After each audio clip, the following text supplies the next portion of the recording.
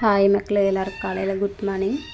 நேற்று நைட்டு பார்த்திங்கன்னா கம்பெனியில் வேலை ஜாஸ்தியாக இருந்ததுனால இருந்ததை சாப்பிட்டுட்டு தூங்கியாச்சு. அப்புறம் காலையில் முதல் வேலை இருந்துச்சு, இந்த பாத்திரத்தை விளக்கி கழுவிட்டு சிங்கெல்லாம் க்ளீன் பண்ணி வச்சுட்டு அப்படியே சரி இன்றைக்கி முட்டை குழம்பு செய்யலாம் அப்படின்னு தான் ஐடியா பண்ணிட்டு இருந்தேன்.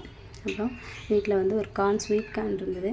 சரி அதை கொஞ்சம் குழந்தைங்களுக்கு வேக வச்சு கொடுத்தா அதை சாப்பிட்ருப்பாங்க நம்ம சமையல் செய்கிற வரைக்கும்னு சொல்லிவிட்டு அதை எடுத்து 4 துண்டாக வெட்டி இந்த பாத்திரத்தை எடுத்து அது ஒரு அடிப்பாத்திரம் தண்ணி வச்சு மேல் பாத்திரத்தில் இதை போட்டு வச்சுட்டு அப்புறம் முட்டை குழம்புக்கும் சரி 2 உருளைக்கிழங்கு வேக வச்சு போடலான்னு சொல்லிவிட்டு அதையும் உள்ளே வேக வைக்கிறதுக்காக அடி பாத்திரத்தில் போட்டு கார்ன் வெந்ததுக்கப்புறம் எடுத்து உப்பு மிளகாத்தூள் அரை லெமன் புழிஞ்சு விட்டு ஒரு குலுக்கி பாப்பாவுக்கு எடுத்து வச்சு கொடுத்தேன்.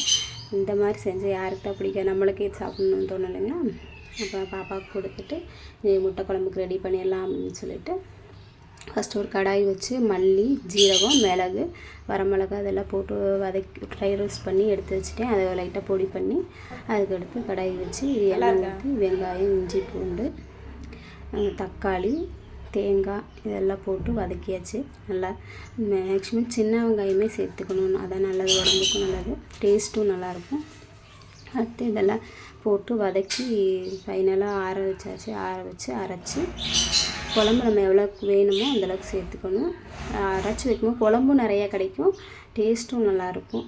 முட்டையை உடச்சி ஊற்றி தான் குழம்பு வச்சுருந்தோம். ஃபைனலாக மல்லித்தலை தூவி இறக்கியாச்சு. சூப்பராக இருந்துச்சு குழம்பு. அப்படியே எல்லாருக்குமே போட்டு கொடுத்துட்டு நாங்களும் சாப்பிட்டுட்டு பாப்பாங்களே கிளாஸுக்கு அனுப்பிச்சிட்டு நாங்களும் கம்பெனி கிளம்பியாச்சு. பாய்.